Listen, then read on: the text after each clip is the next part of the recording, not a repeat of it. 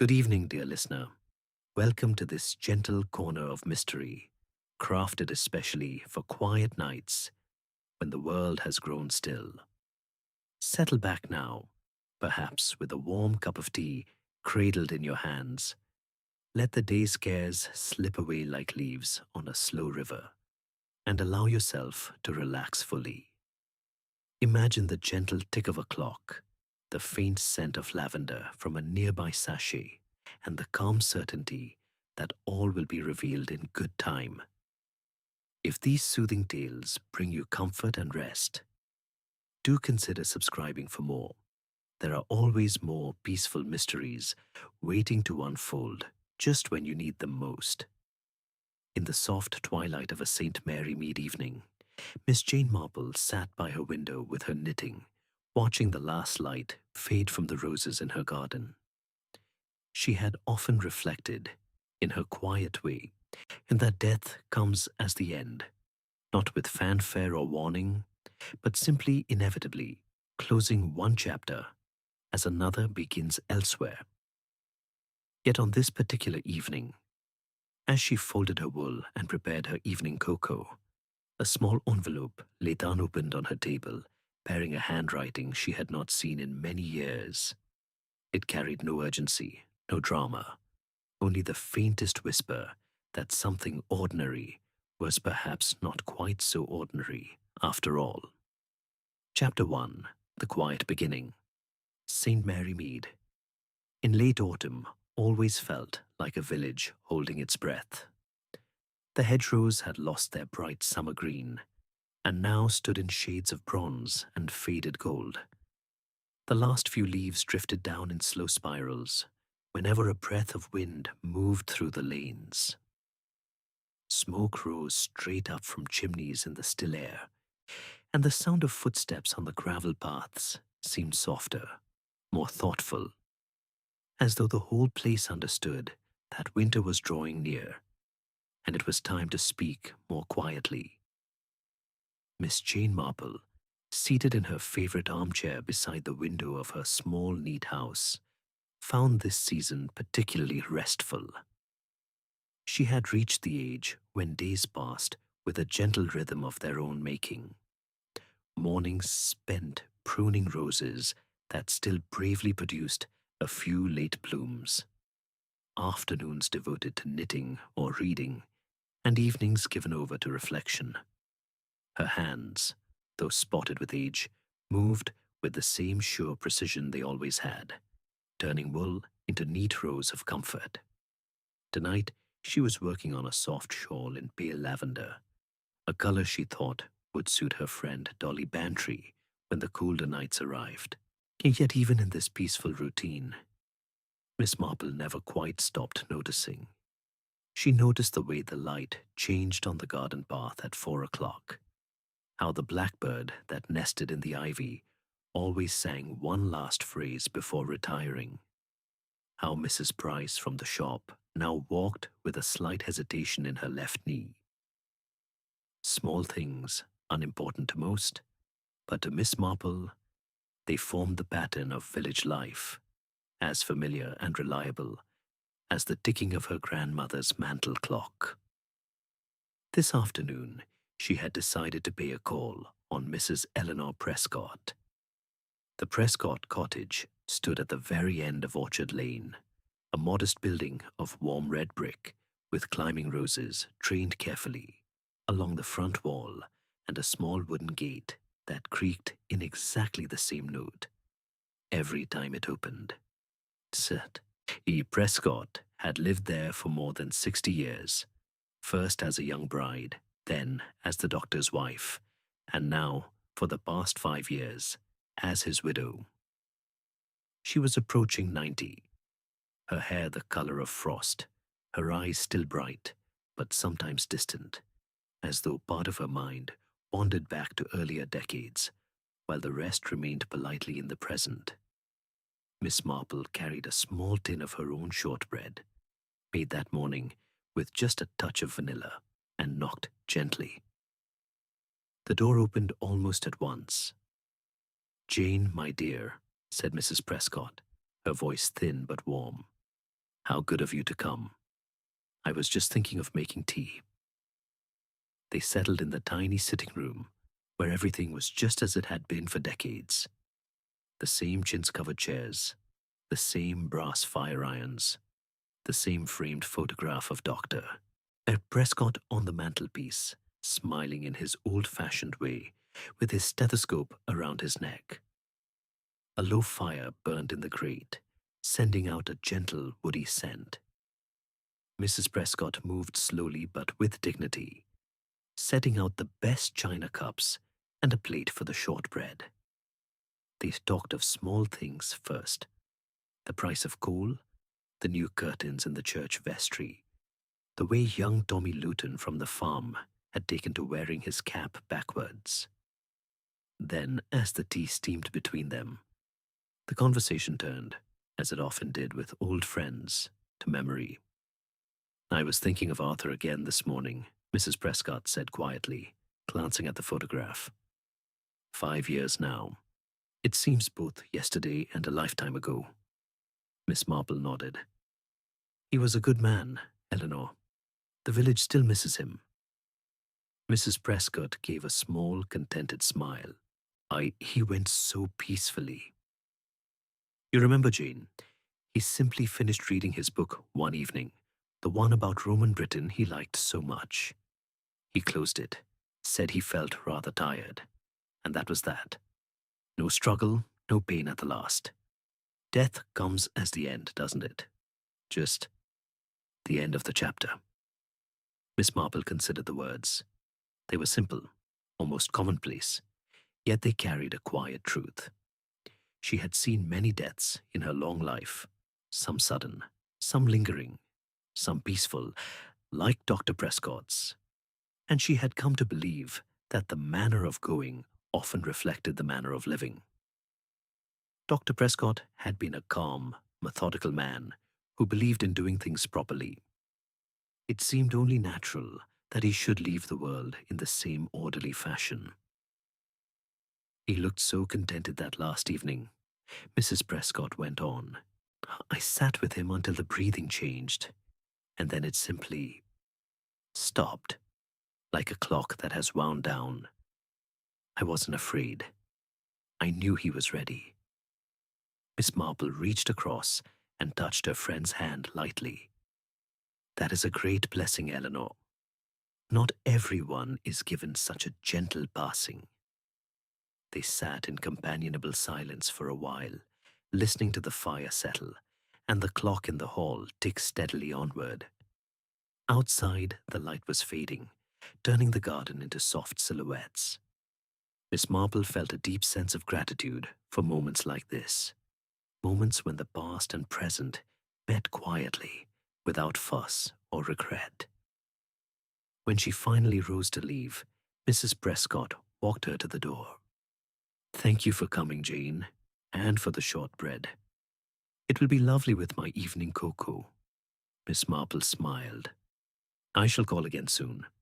And take care of yourself, my dear. She walked home along the lane as dusk gathered, the sky streaked with rose and gold above the bare branches. The words lingered in her mind. Death comes as the end, spoken so calmly, so acceptingly. They felt right, comforting even. Yet somewhere in the quiet of her thoughts, a tiny, almost imperceptible question stirred. Not suspicion, not alarm, just the faintest curiosity, the same gentle curiosity that had guided her through so many small puzzles over the years. She opened her own gate, noticed that the evening star had appeared low in the west, and stepped inside to light the lamps. Chapter 2. Something slightly unusual. The following morning dawned soft and silver grey, the kind of November day when the sky seems to hold its breath and the air tastes faintly of wood smoke and wet leaves. Miss Marple rose at her usual hour, drew back the curtains to let in the pale light, and moved through the small familiar rituals that began each day. Boiling the kettle, warming the teapot, slicing a single piece of brown bread, and spreading it thinly with butter and marmalade. She ate standing at the kitchen table, looking out over the garden where the last roses still clung bravely to their stems, petals curled inward against the chill. After breakfast, she put on her good wool coat, the one with the velvet collar that had belonged to her sister years before, tied a warm scarf at her throat, and set out for the village post office. The lane was quiet. Only the postman's bicycle leaned against the wall outside the shop, and somewhere a rook called once, low and thoughtful. Miss Marple walked slowly, enjoying the crispness underfoot, and the way the hedges seemed to lean toward her, as though sharing secrets. Inside the post office, the air was warm and smelled of sealing wax, string, and the faint sweetness of the barley sugar Mrs. Sims kept in a glass jar for children. Miss Marple collected her small bundle of letters, 2 circulars from charities she sometimes supported, a bill from the coal merchant, a postcard from her nephew Raymond, showing a rather garish view of the Italian lakes, and turned to leave. But as she reached the door, Mrs. Sims called softly from behind the counter. "Miss Marple, dear, there's one more for you. It only just came in the second sorting."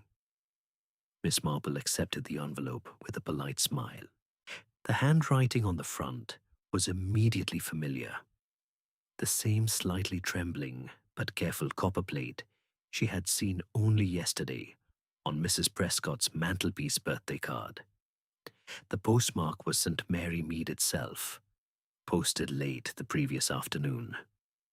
She thanked Mrs. Sims, slipped the letter into her coat pocket unopened, and stepped back into the cool morning. She did not hurry home. Instead, she took the longer way, past the churchyard, where the yew trees stood dark and ancient, past the almshouses, where old Mr. Beddoes was sweeping his tiny front path with slow, deliberate strokes. Only when she reached her own gate did she pause, draw the letter out, and open it carefully with the small, pearl-handled knife she kept in her pocket for just such purposes. The single sheet inside was written in the same neat, the old-fashioned hand. "My dear Jane, I have been thinking of our pleasant talk yesterday afternoon, and of poor Arthur, and how peacefully he went from us. Your company did me a world of good. Yet something has been turning over in my mind ever since. Something so very small that I almost hesitate to mention it, lest you think me a foolish old woman worrying over trifles. You will remember Arthur's old medical bag, the black leather one with the brass clasp that he carried for more than 40 years. It has stood in the cupboard under the stairs ever since he retired, just where he left it the last time he came home from a call. I have not opened it in years. There seemed no reason to disturb it. But last week, when I was looking for an old photograph album on the same shelf, I noticed the cupboard door was not quite closed, as it usually is. I opened it fully, and the bag was not there. At first, I thought perhaps I had misremembered, or that my eyes were playing tricks. I looked again yesterday morning, and again this morning before writing this.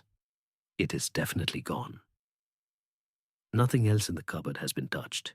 The albums, the old account books, the box of his medals, all exactly as they should be. Only the bag is missing. I cannot imagine who would take it or why.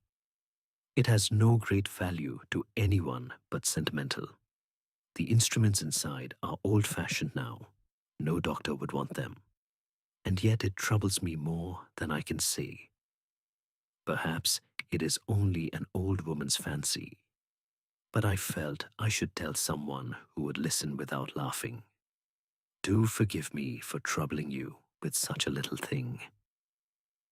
If you are passing, I should be glad of your thoughts. With affectionate regards, Eleanor Prescott." Miss Marple stood quite still in her front hall, the letter held lightly between her fingers. She reread the paragraph about the cupboard door not quite closed. That small detail, the door ajar, felt curiously significant, like a single stitch dropped in an otherwise perfect piece of knitting. She folded the letter once, placed it carefully on the hall table beside her gloves, and went through to the sitting room to think. The medical bag. She remembered it well. Sturdy black leather, rather worn at the corners, with a faint smell of carbolic and ether that clung to it even after all these years. Dr. Prescott had been proud of that bag. He used to say it had seen more births, deaths, and ordinary human troubles than most men saw in 3 lifetimes. When he retired, he had simply placed it in the cupboard, closed the door, and never mentioned it again. Mrs. Prescott had never disturbed it, and now it was gone. Miss Marple sat down in her armchair, folded her hands in her lap, and let her mind move quietly over the facts. No sign of forced entry at the cottage. Mrs. Prescott would have mentioned anything of that sort. No one in the village was known to steal, least of all from an elderly widow. The bag held no money, no jewels, nothing that could tempt an ordinary thief. Yet someone had opened the cupboard, removed only that one item, and closed the door again, not quite latched. She thought of the phrase from yesterday. Death comes as the end, spoken so calmly, so acceptingly. And now this small, almost invisible ripple in the surface of that calm. A missing bag that had once carried the means to ease pain, to bring sleep, yet to close a chapter when the time had come. Nothing dramatic, nothing alarming, just a quiet absence where something used to be. Miss Marple rose, went to the window, and looked out at her garden. The morning light was strengthening now, touching the last roses with faint gold. She decided she would call on Mrs. Prescott again very soon. Not today, perhaps tomorrow, when the old lady had had time to settle. In the meantime, she would keep her eyes open, as she always did, noticing the small things that others passed by. She turned back to the hall table, picked up the letter once more, and placed it carefully in the drawer of her writing desk. Then she took up her knitting again, the lavender wool waiting patiently. The pattern was simple, comforting, row after row of quiet stitches. Just like life in St. Mary Mead, she thought, until, very gently, something slightly unusual appeared. Chapter 3. Gentle observations. The days that followed were the kind St. Mary Mead did best.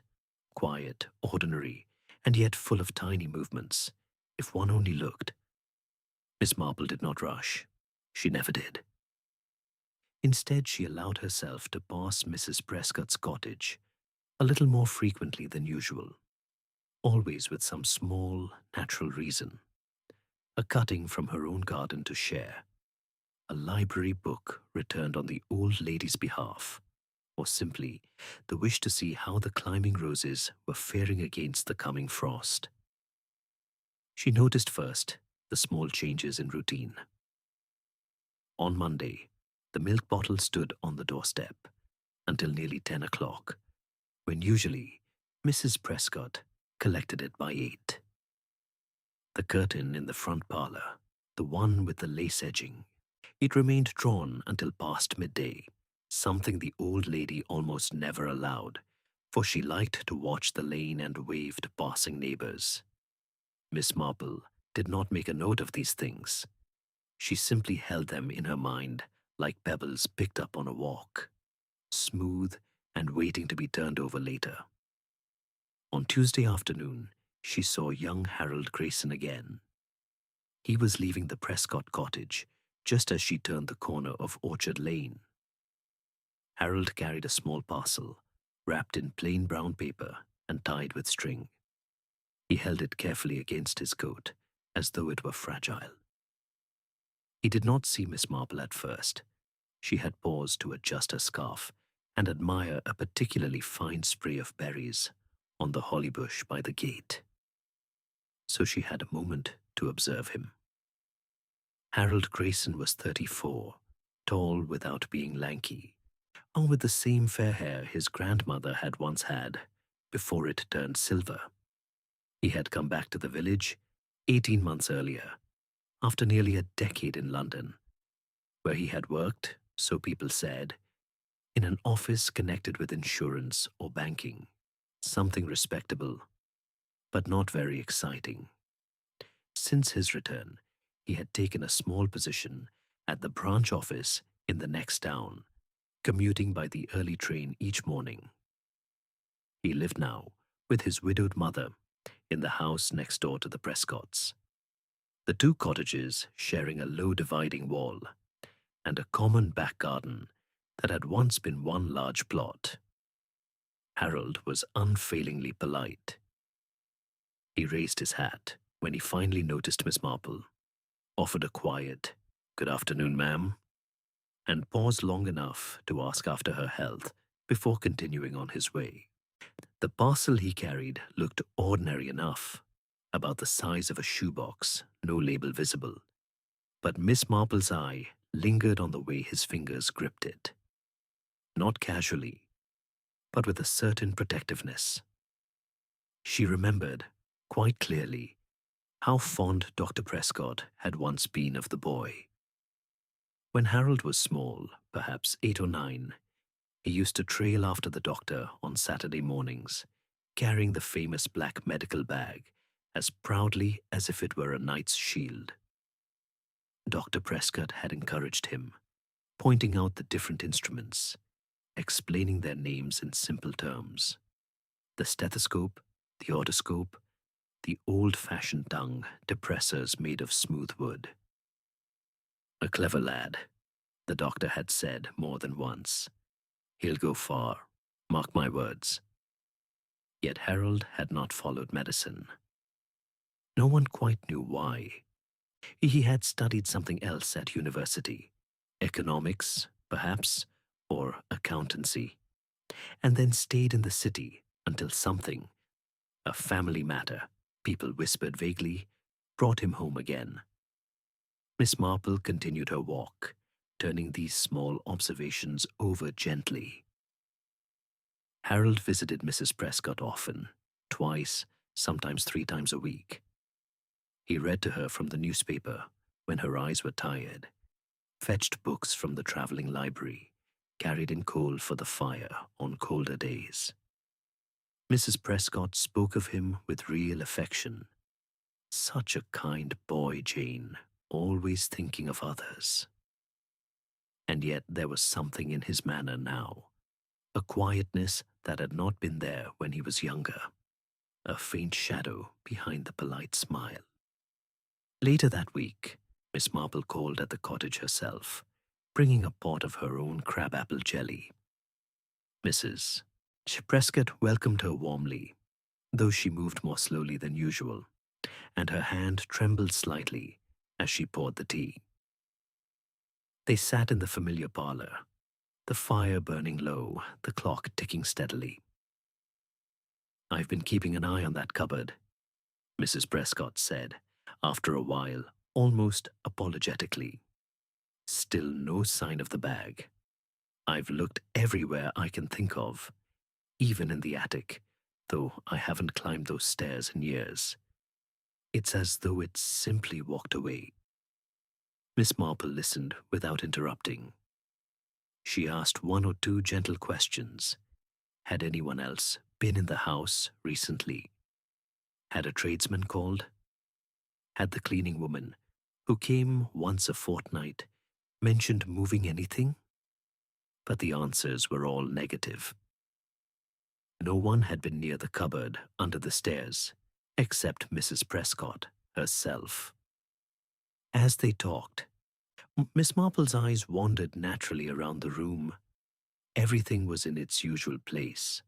The faded photograph of Dr. Prescott on the mantel, the small china dogs on the side table, the embroidered fire screen worked by Mrs. Prescott's mother long ago. Yet the absence of the bag seemed to leave a tiny hollow in the air, like a missing tooth one cannot help touching with the tongue. When she left, Miss Marple walked slowly down the lane. The light was already fading, the sky the color of old pewter. She thought again of Harold's careful grip on the brown paper parcel, of the milk bottle left standing, of the drawn curtains. None of these things was remarkable on its own.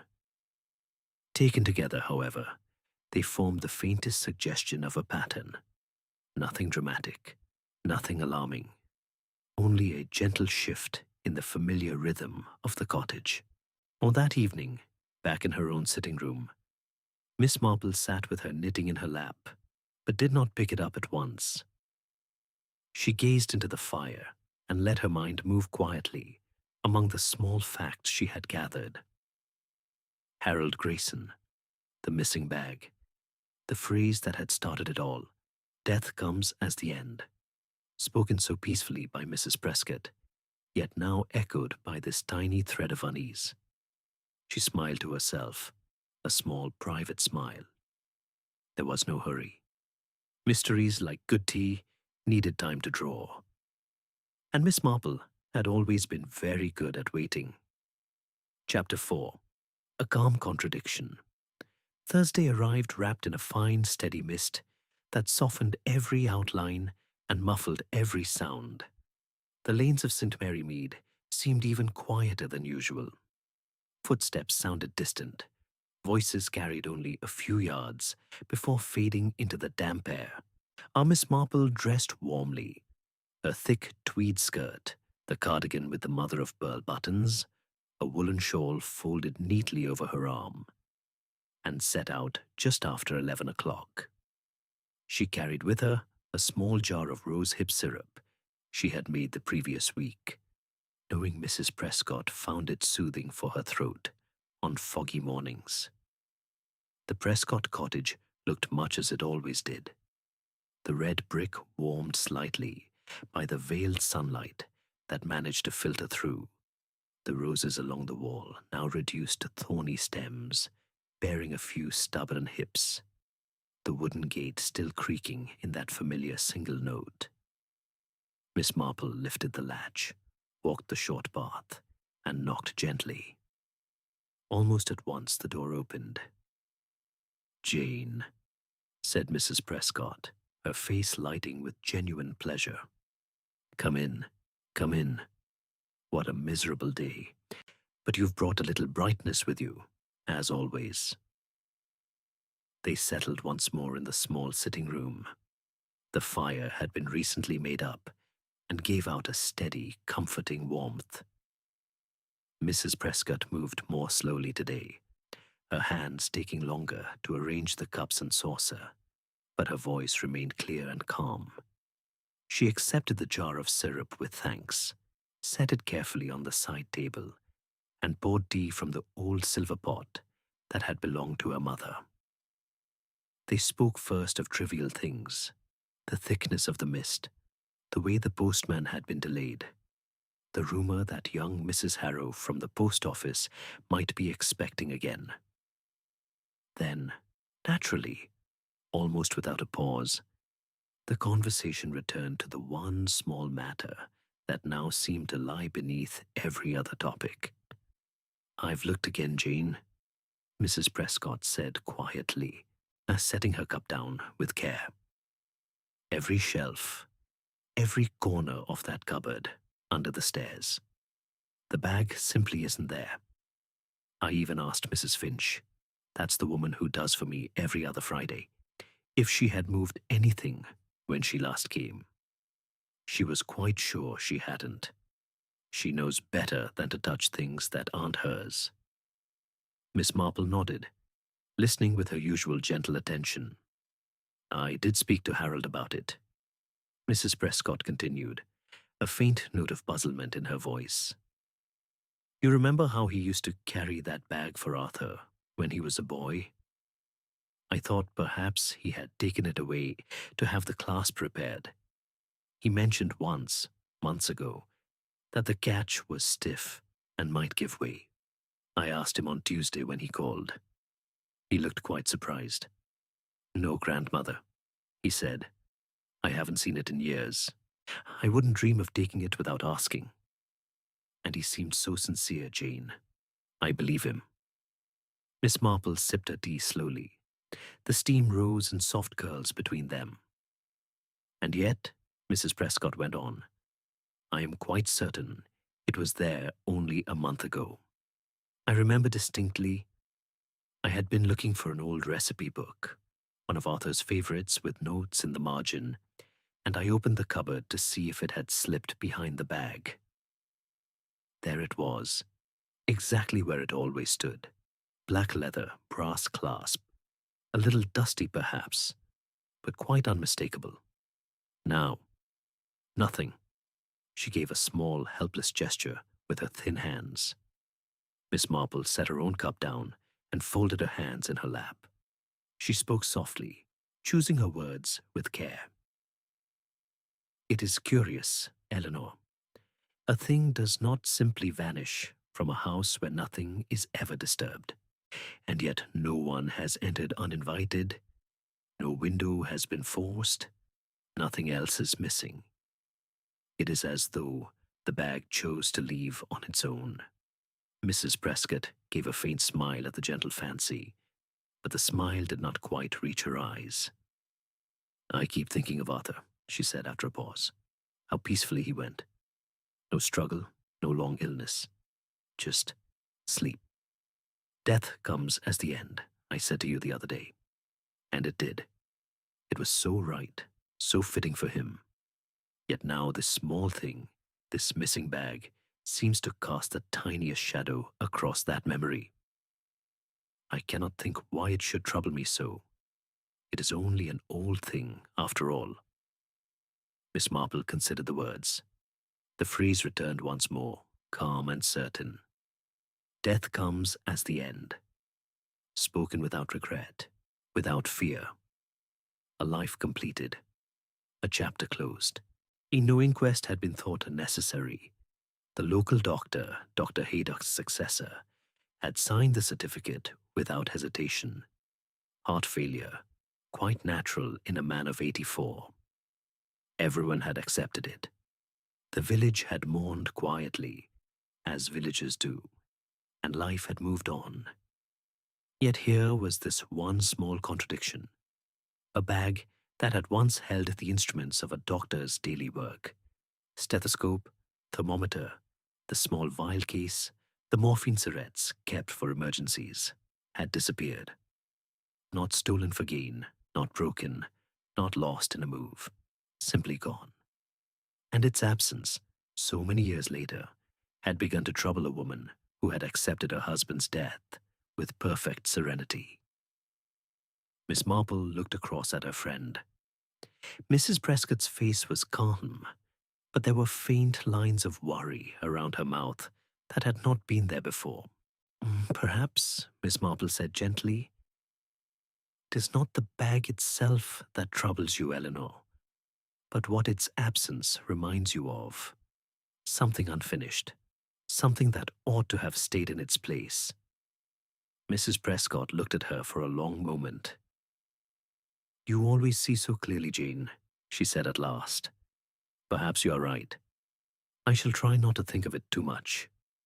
But it does feel odd. They sat in silence for a while, listening to the fire settle and the mist press softly against the window panes. Miss Marple finished her tea, rose, and promised to call again soon. As she walked back along the lane, the fog thickened around her, turning the familiar hedges into pale shapes. She thought of the cupboard door left slightly ajar, of Harold's quiet denial, of the phrase that had once seemed so comforting and now carried the faintest echo of something not quite explained.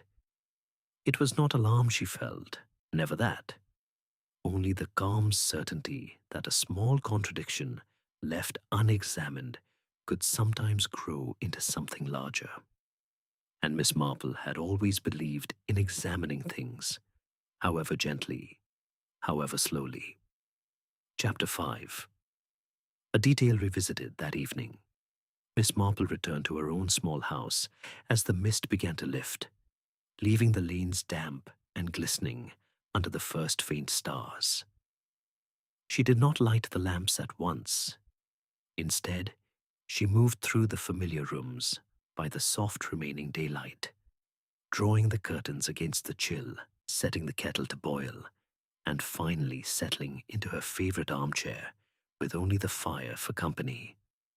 The flames danced low and steady, casting warm shadows across the walls lined with books and the small framed watercolor of the garden in summer. She did not pick up her knitting tonight. The lavender wool lay folded neatly on the side table, waiting patiently. Instead, she allowed her mind to wander back over the small facts she had gathered, turning them slowly, like smooth stones found on a beach and held in the palm until their shapes became clear.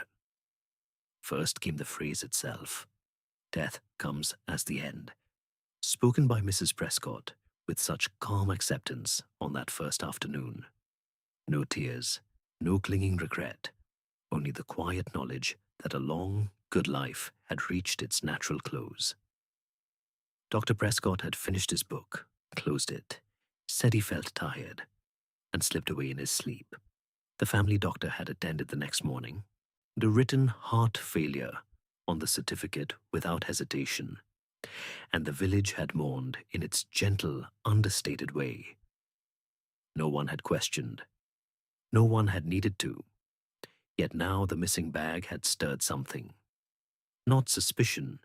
Miss Marple did not deal in suspicion, but curiosity. The same mild, persistent curiosity that had guided her through so many small puzzles over the years.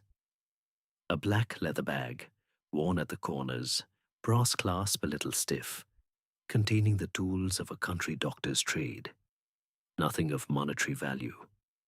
Nothing anyone would steal for profit. And yet, it had vanished from the one place it had rested undisturbed for 5 years. Miss Marple closed her eyes for a moment, letting the warmth of the fire reach her face. She thought of something Mrs. Prescott had said years before, soon after the funeral, and when the first shock had passed and the house had begun to feel empty. They had been sitting in this very parlor, the windows open to a soft June breeze, and Mrs. Prescott had spoken almost absently while pouring tea. Arthur always said that bag should be kept safe. For Harold one day, he told me more than once, when the boy settles and finds his way. He thought Harold might come back to medicine after all, perhaps not as a doctor, but in some way. He had such faith in him. Miss Marple had nodded then, thinking it a sweet fancy of an old man for his grandson. Harold had been away at university at the time, studying something quite different. Economics, or perhaps commerce. No one in the village was ever quite sure. He had not returned to St. Mary Mead after his degree. Instead, he had gone to London, taken an office position, and then stayed there until something, family illness perhaps, or simply the pull of home, brought him back a few years ago. He had never shown the slightest interest in medicine. The bag had remained in the cupboard, untouched, unneeded. And yet, Dr. Prescott had wanted it kept for Harold. Miss Marple opened her eyes and watched a small spark drift up the chimney. Another detail rose quietly to the surface, one she had not thought of in years. It came from the very week of the doctor's passing. Mrs. Prescott had mentioned it only in passing, almost as an afterthought, when neighbors called to offer condolences. Harold came home unexpectedly the night before, she had said. Very late. After midnight, I think. I heard the gate, but by the time I looked out, he was already letting himself in with his old key.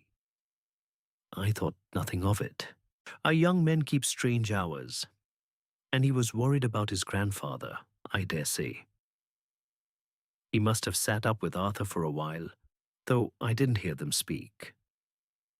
In the morning, Arthur was gone, peacefully, thank God, and Harold had already left for the early train back to town.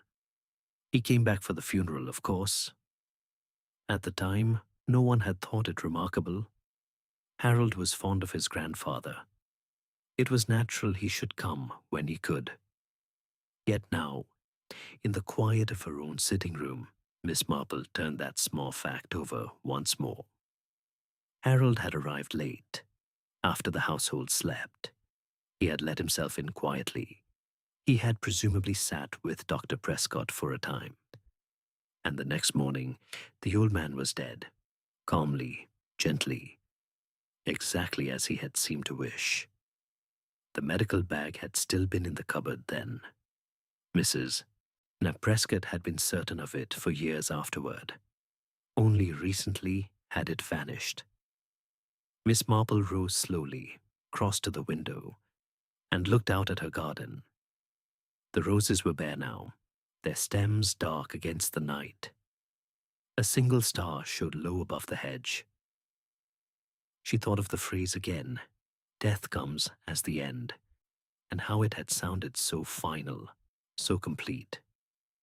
Yet perhaps, just perhaps, the end had not been quite so solitary as everyone believed. She returned to her chair, drew a small notebook from the drawer of the side table, the one she used for gardening notes and occasional lists, and wrote down 3 things in a neat, old-fashioned hand.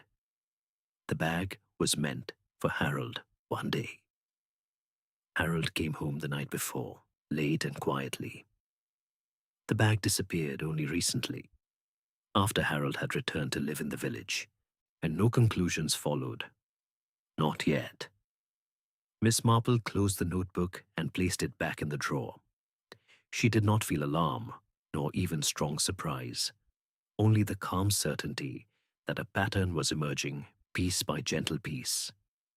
She lit the lamps at last, made herself a small pot of cocoa, and sat again by the fire. The house settled around her, with its familiar small sounds. The tick of the clock, the faint creak of floorboards cooling, the soft pop of a coal in the grate. Tomorrow, she thought, she would speak to Harold. Not to accuse, never that, but to listen. Sometimes the truth came not from questioning, but from simply giving someone space to speak. Outside, the night deepened peacefully. Inside, Miss Marple sipped her cocoa and let the small details rest in her mind like leaves floating on still water, waiting only for the right moment to show their true shape. Chapter 6, Quiet Explanation. The following afternoon brought a gentle clearing of the sky. The mist of the previous days had lifted entirely, leaving the air crisp and bright. The kind of November day when the low sun turns every remaining leaf to gold, and the shadows lie long and soft across the lanes. Miss Marple had sent a short note to Harold Grayson that morning, inviting him to tea at 4 o'clock. She received no written reply. Harold was not one for unnecessary correspondence, but at precisely 4, the small brass knocker on her front door sounded twice, polite and unhurried. She opened the door to find him standing there, hat in hand, the coat neatly buttoned against the chill. He looked much as he always did, tall, fair-haired, quietly composed, though today there was the faintest trace of uncertainty in his eyes. "Do come in, Harold," Miss Marple said warmly. "The kettle has only just boiled." She led him through to the small garden room at the back of the house, where the afternoon light fell through lace curtains in soft patterns across the floor. A low table stood between 2 comfortable armchairs. On it waited a tray with her best china, a plate of thin buttered slices of seed cake, and a small pot of tea already steaming gently. Harold sat down, placed his hat carefully on the side table, and accepted the cup she offered with a quiet, "Thank you, Mum." They spoke first of ordinary things, the brightness of the day after so much fog, or the way the roses were finally giving up for the winter. The new timetable for the branch line train that Harold took each morning to the next town. Miss Marple let the conversation drift naturally, never pressing, never hurrying. She knew that truth, when it came, would come in its own time. After a little while, she set her cup down and folded her hands in her lap. "Harold," she said gently, "your grandmother has been troubled about something small but persistent. Your grandfather's old medical bag, the black leather one that stood so long in the cupboard under the stairs. It has gone missing, and she cannot understand how or why. She mentioned to me that you once spoke of repairing the clasp. I wondered if perhaps you had taken it for that reason." Harold looked down at his cup for a long moment, and the light caught the fair hair at his temples, showing the first faint threads of silver. When he spoke, his voice was low and steady, though not without effort. "I did take it, Miss Marple," he said at last, "but not to repair it. I brought it back the next day, and then, later, I took it away again." He paused, gathering himself. "I think you already know most of it," he continued quietly. "Or you have guessed. That night, the night before Grandfather died, I came home unexpectedly. I'd had a letter from Grandmother saying he wasn't quite himself, though she didn't seem alarmed. I caught the last train and walked from the station. It was after midnight when I let myself in. The house was dark and still. I went upstairs quietly and found Grandfather awake in his room. And he was in pain, more than he had let anyone know, but his mind was perfectly clear." Harold's fingers tightened slightly around the cup, though his voice remained even. He asked me to sit with him. We talked for a little while, about small things at first, then about life, about how he felt the book was nearly finished. Then he said, very calmly, "There's something in the bag, Harold.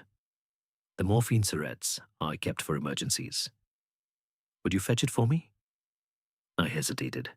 I was frightened, but he looked at me with such steady eyes and said, "Let it be gentle, my boy. Death comes as the end, and I'm ready. No fuss, no hospital, no lingering. Just let me go quietly, here at home." Harold drew a slow breath. I went downstairs, opened the cupboard, took the bag to his room. He told me exactly what to do, how much, how slowly. I did it, and I sat beside him and held his hand until his breathing changed, until it stopped.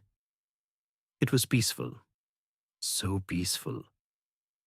When it was over, I put everything back exactly as it had been, closed the cupboard door, not quite latched, I suppose, in my hurry, and slipped out before dawn to catch the early train back to town. Grandmother never knew I'd been there. No one did. Miss Marple listened without a word, her face kind and attentive. "Later," Harold went on, "when I came back to live in the village for good, I began to worry. What if someone opened the bag one day, found the vial missing or the syringe used? What if questions were asked? I couldn't bear the thought of Grandmother hearing rumors, or of Grandfather's memory being touched by anything that might look wrong. So one afternoon, when she was resting, I took the bag away, and I meant to return it after a time when I felt sure no one would look. But I left it too long, and then she noticed." He looked up at Miss Marple, his eyes steady now, though glistening faintly. "I never meant harm, Mom. I only wanted to protect him, the way he asked me to, and to protect her from any shadow of doubt. Miss Marple reached across the small distance between them and laid her hand lightly on his arm for a moment. "My dear boy," she said softly, "you gave your grandfather exactly what he wished for. A gentle, painless, chosen ending at home with someone he loved beside him. That is not harm. That is mercy. And mercy, when given in love, needs no apology." Harold bowed his head. A single tear slipped down his cheek and fell unnoticed onto his cuff. Miss Marple poured fresh tea for them both. The room was quiet except for the faint ticking of the clock and the soft rustle of leaves outside the window. "Tomorrow," she said presently, "we shall go together to your grandmother. We shall explain everything, simply, kindly, without drama. She has a right to know, and I believe she will understand far better than you fear." Harold nodded slowly. "Thank you, Miss Marple," he whispered. They sat on a little longer, finishing the seed cake, watching the light change as the afternoon slipped toward evening. When Harold finally rose to leave, Miss Marple walked him to the door and watched him go down the path, his shoulders a fraction less burdened than when he had arrived. She closed the door gently, returned to the garden room, and sat again by the window. The sky was turning rose and gold above the bare branches. The phrase returned once more. Death comes as the end. But now it felt fuller, warmer, completed not by absence, but by understanding. Chapter 7. Peaceful Resolution. The next morning dawned clear and still, the kind of November day that feels like a gift after weeks of mist and grey.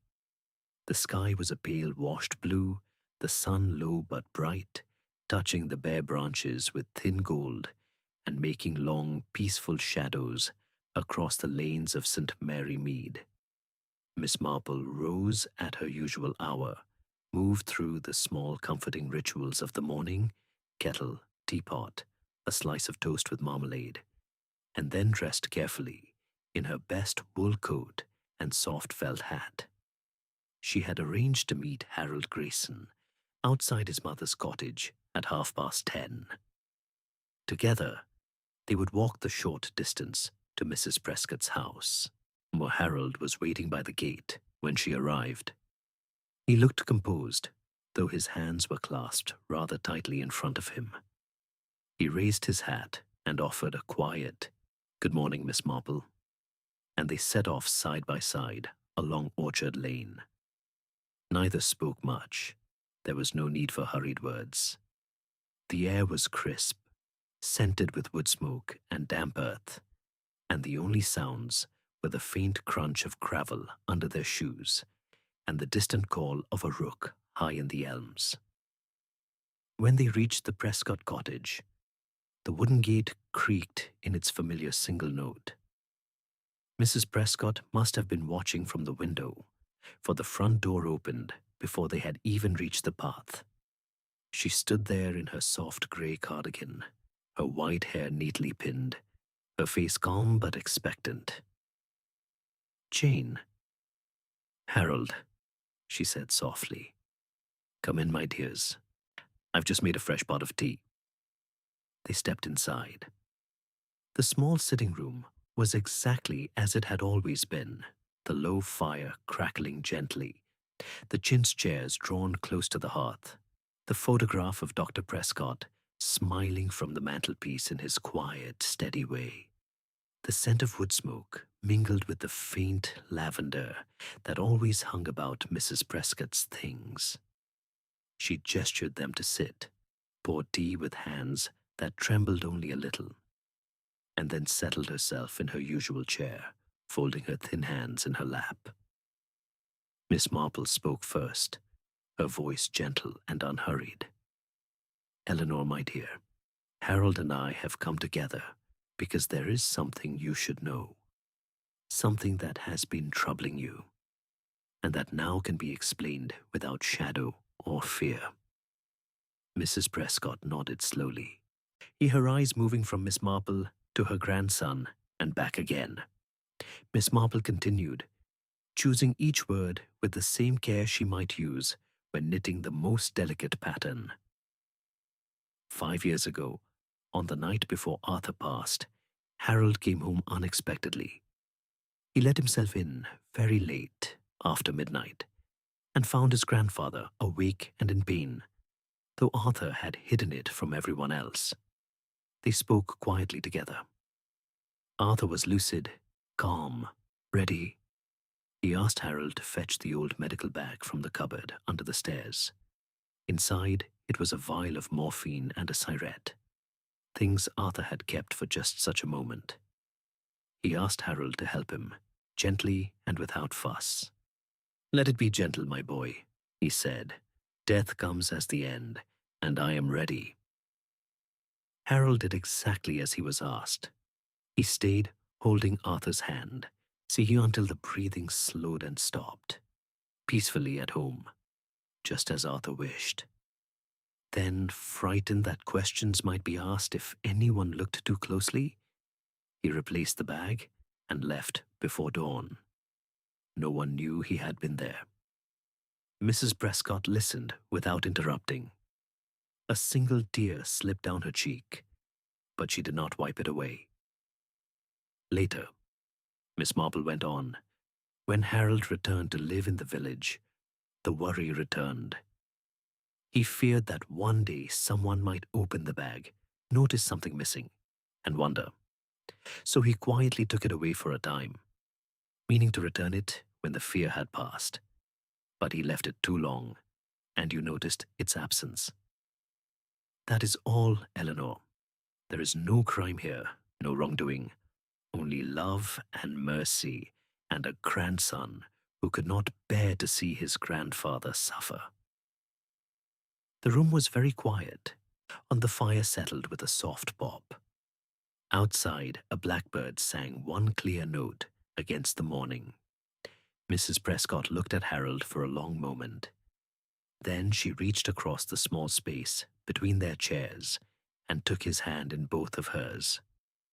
Her fingers were cool and thin, but her grip was surprisingly firm.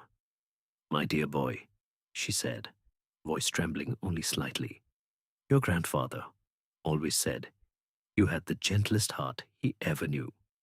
He would have been so proud of you. He chose his own ending, quietly at home, with someone he loved beside him. You gave him that gift. There is nothing to forgive, nothing to regret, only gratitude." Harold bowed his head. Tears came then, silent and unashamed. Mrs. Prescott kept hold of his hand until he was steady again. Miss Marple rose quietly, went to the cupboard under the stairs, and returned carrying the black leather bag. She placed it gently on the low table between them. The brass clasp gleamed faintly in the firelight. "It belongs here," she said simply. Mrs. Prescott touched the worn leather once, a small tender gesture, then nodded. "Yes," she said. "It belongs here." They sat together for a little while longer. Tea was poured again. Seed cake was offered and accepted. Small things were spoken of. The brightness of the day, the promise of frost tonight, the way the roses would come back in spring. No one mentioned police or records or anything beyond the walls of that small, warm room. There was no need. When the time came to leave, Harold helped his grandmother rise and kissed her cheek. Mrs. Prescott held Miss Marple's hand for a moment longer than usual. "Thank you, Jane," she whispered, "and for seeing clearly, and for bringing peace." Miss Marple smiled gently. "Peace was always here, Eleanor. It only needed to be recognized." She and Harold walked back along the lane together. The sun was higher now, the village waking slowly to its ordinary day. When they reached Harold's gate, he paused. "I shall sleep better tonight," he said quietly. Miss Marple nodded. "So shall we all." She continued alone toward her own cottage. The garden waited, patient and familiar. The last roses had fallen, but the stems stood straight, ready for winter and the new growth that would follow. She opened her gate, stepped inside, and closed it softly behind her. Death had come as the end, precisely as Dr. Prescott had wished, quietly, gently, at home, surrounded by love and understanding. No shadow remained, in only the calm certainty that everything had been said, everything understood, everything laid to rest. Miss Marple sat for a moment by her window, watching the light move across the bare earth. Then she took up her knitting once more, the lavender shawl, row after row of quiet stitches. And somewhere in the village, a clock ticked steadily onward, marking the gentle passage of time. Sleep well, dear listener. Let the story rest now, wrapped in peace. Good night. Chapter 8. The Last Quiet Evening. Several weeks had passed since that clear November morning when the medical bag was quietly returned to its cupboard. Winter had settled fully over St. Mary Mead now. The lanes were rimed with frost each morning. The hedges stood stark and silvered, and the smoke from every chimney rose straight and slow into the pale sky. And yet inside the cottages, warmth remained, fires burning low and steady, lamps lit early against the short days, the faint scent of cinnamon and clove drifting from kitchens where puddings were steaming. Miss Marple had fallen back into her own gentle routine. Mornings were spent in the garden, wrapping the last tender plants in sacking against the frost. Afternoons brought knitting by the window, or a short walk to deliver a pot of jam or a small bunch of forced snowdrops to a neighbor. Evenings were for reading or simply sitting, listening to the house settle around her. One late afternoon, as the light began to slant gold across the frost-covered grass, she received a short note from Mrs. Prescott. The handwriting was steadier now, the words simple and warm. My dear Jane, if you are free this evening, Harold and I would be so glad of your company for supper. Nothing grand, just a little stew, bread, and perhaps some of your excellent apple pie, if you have any to spare. We should like to thank you properly, in our own small way. With affection, Eleanor Miss Marple smiled, folded the note, and placed it carefully in the drawer with the others she kept like small treasures. She prepared a modest apple pie, using the last of the stored fruit from her own trees, and set out just as the first stars began to appear. When she arrived at the Prescott cottage, the windows glowed softly with lamplight. Harold opened the door, his face lit with a quiet smile that had not been there before. He took her coat and the pie dish, murmuring thanks, and led her into the sitting room. Mrs. Prescott rose from her chair by the fire. She looked smaller in her thick shawl, but brighter, her eyes clear, her movements a little surer. She kissed Miss Marple on the cheek and held her hands for a moment. Jane, my dear, thank you for coming. They sat together while Harold brought in the supper tray. The stew was rich with beef and root vegetables, the bread still warm from the oven, the pie fragrant with cinnamon and clove. They ate slowly, speaking of small, comfortable things. The way the frost had patterned the window panes, the new vicar's plans for the Christmas service, the blackbird that still sang each evening from the holly bush despite the cold.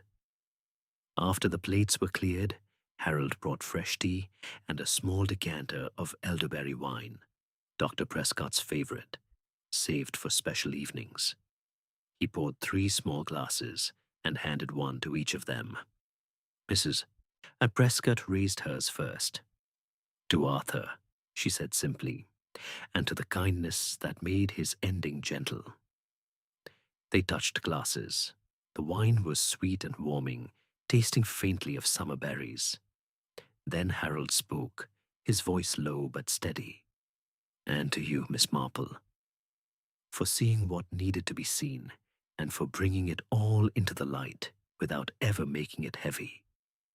Miss Marple shook her head gently. I only listened, my dear.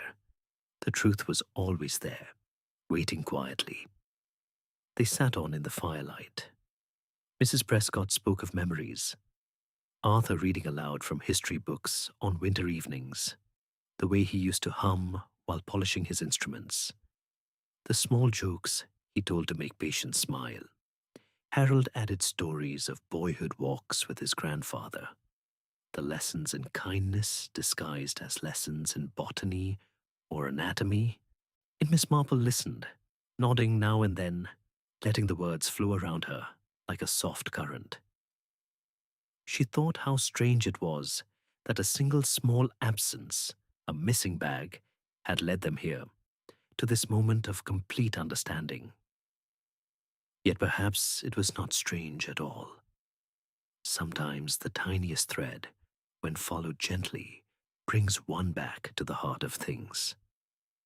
As the clock in the hall struck 9, Mrs. Prescott reached for a small parcel wrapped in plain brown paper, the same paper Harold had once carried so carefully. This is for you, Jean, she said, something to remember us by. Miss Marple opened it slowly.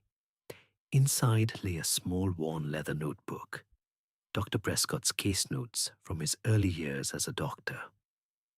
The pages were filled with his neat handwriting, observations, remedies, little sketches of plants he had used in poultices. And on the flyleaf, in fresher ink, Harold had written, for Miss Marple, with deepest thanks for understanding what needed no words. Harold and Eleanor. Miss Marple's eyes misted for a moment.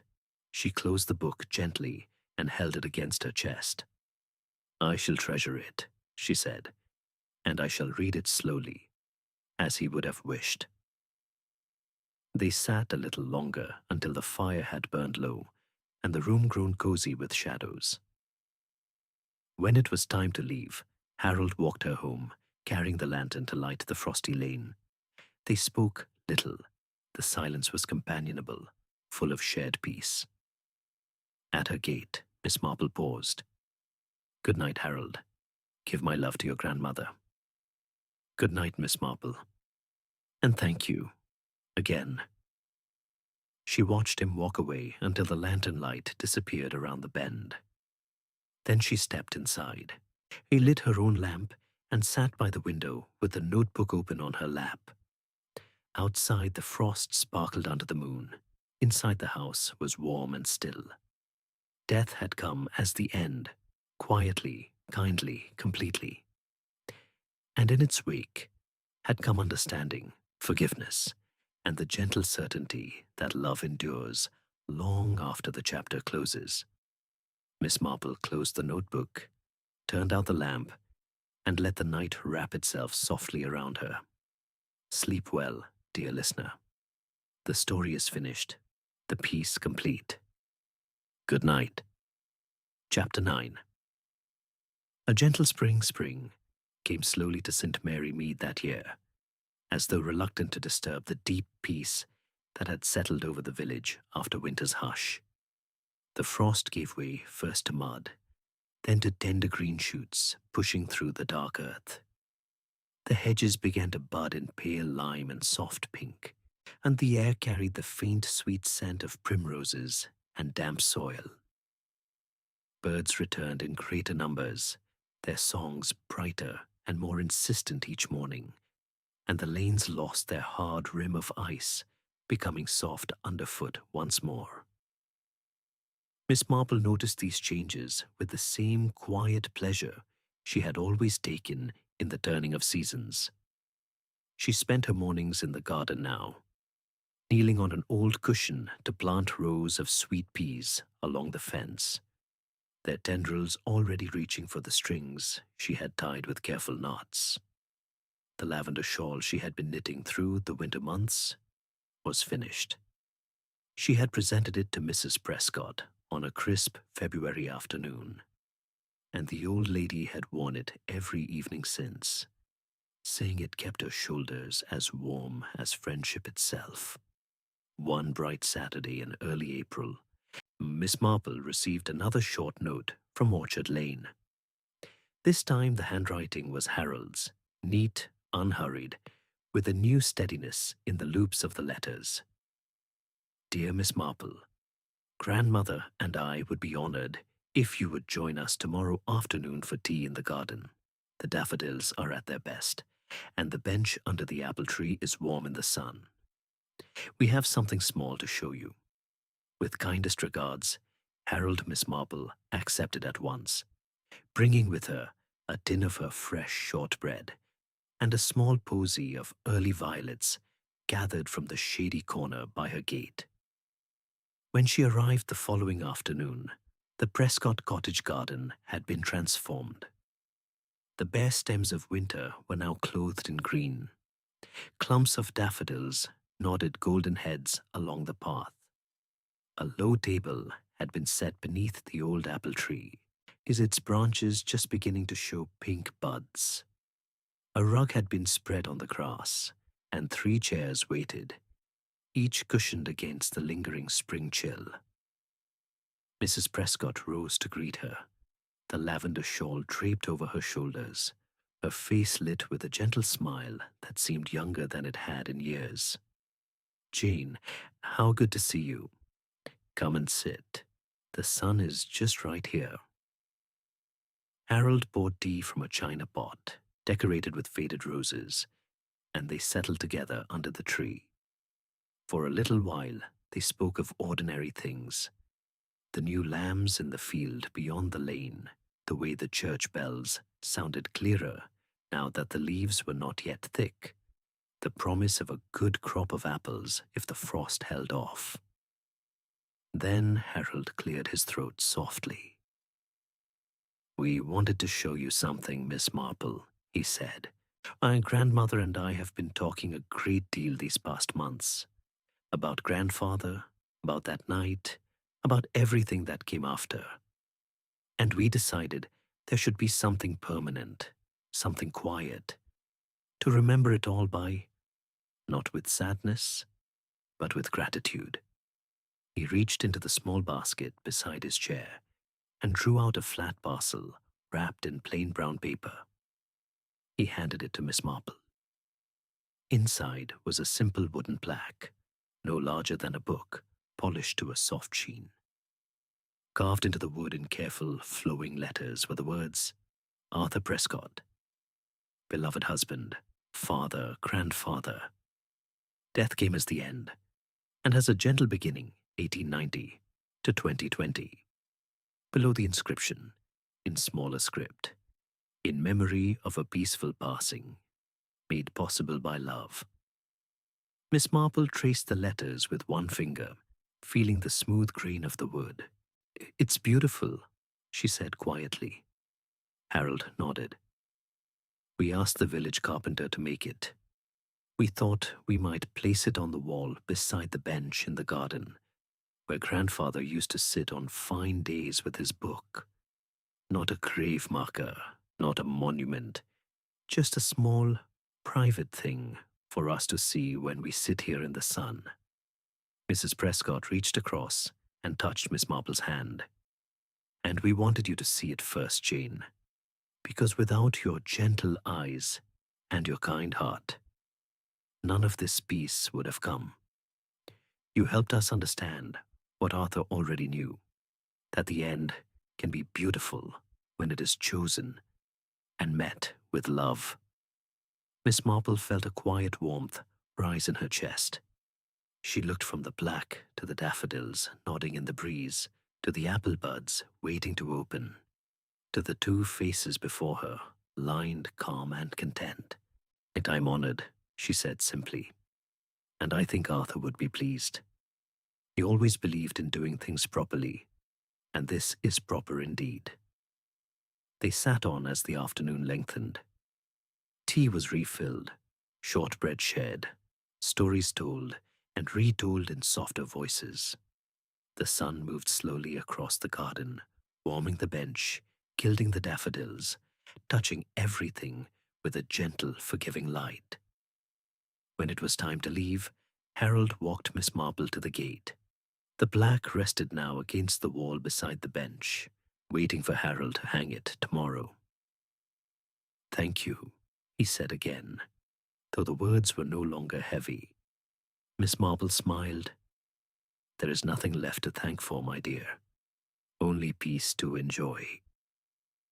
She walked home along the lane as the light turned golden and long. On the village lay quiet around her, children calling in distant gardens, a dog barking once, the faint chime of evensong beginning at the church. She opened her own gate, stepped inside, and closed it softly behind her. In her sitting room, she placed Dr. Prescott's notebook on the shelf beside her favorite gardening books. Then she sat by the window, watching the last of the day fade from her own roses, now covered in new leaves and the promise of summer blooms. Death had come as the end, and because it had been met with understanding, with mercy, with love, it had also become a gentle beginning. Miss Marple took up her knitting once more, a new pattern, soft wool in the color of spring green. Row by row, stitch by stitch, the work continued, quiet, steady, comforting. And somewhere in Saint, a merry Mead, a bench waited under an apple tree for tomorrow's sun. Sleep well, dear listener. The story rests now, complete and at peace. Good night. Chapter 10. The Final Stitch. Summer arrived in St. Mary Mead, almost without announcement. One morning, the apple tree beside the Prescott bench was heavy with white blossom. By the next week, the petals had fallen like soft snow, and tiny green fruits had begun to swell. The lanes were bordered with wild roses and honeysuckle, their scent drifting on every breeze, and the village windows stood open to let in the warm air and the sound of children playing in distant gardens.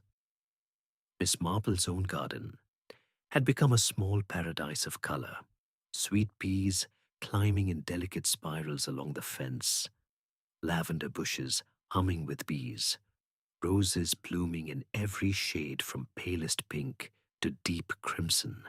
She spent her mornings there with secateurs and a basket, cutting blooms to fill vases for the house and to carry to friends. The lavender shawl she had once knitted now lived permanently on Mrs. Prescott's shoulders. The notebook of Dr. Prescott's case notes rested on her own shelf, opened occasionally to read a single entry before closing it again with care. One warm July afternoon, Miss Marple received no note, no invitation, only the quiet knowledge that it was time to walk to Orchard Lane once more. She wore a light cotton dress, printed with tiny forget-me-nots, carried a small basket containing a jar of her own raspberry jam and a few sprigs of fresh mint, and set off just after 3 o'clock, when the sun was high but not yet harsh. The Prescott cottage gate stood open, as it often did on fine days. Harold was in the front garden, tying up tomato plants against bamboo stakes. Mrs. Prescott sat on the bench beneath the apple tree, the wooden plaque now fixed neatly to the wall beside her, its letters softened by a year of weather into gentle silver grey. They both looked up as Miss Marple approached. "Jane," Mrs. Prescott called, her voice carrying the same warmth it always had. "We were just hoping you might come today." Harold wiped his hands on a cloth and came forward to take the basket. "Come and sit," he said. "The shade is perfect just now." They settled together on the bench and the 2 chairs that had been brought out. The apple tree's leaves rustled overhead. A blackbird sang from the holly bush. Somewhere nearby, a lawnmower hummed contentedly in another garden. Harold poured lemonade from a glass jug, beaded with condensation, and they drank slowly, letting the cool tartness settle on the tongue. After a little while, Mrs. Prescott spoke. "We've been thinking, Harold and I," she began, "that perhaps it is time to let the story rest completely. Not hidden, but simply finished. We've spoken to no one else about that night, and we never shall. But we wanted you to know that every time we sit here, we think of Arthur's words. Death comes as the end, and I am ready. And we feel only gratitude. No regret, no shadow. Just thanks that he was given the ending he chose, and that we were given the chance to understand it." Harold nodded. "And we wanted to thank you again, Miss Marple," he added quietly. "Not with gifts this time, but with the truth of how much lighter everything feels now. Grandmother sleeps better. I sleep better. And the cottage feels whole again." Miss Marple looked at the plaque, at the simple words carved there, at the two faces beside her, lined, peaceful, and content. "My dears," she said softly, "there is nothing left to thank for.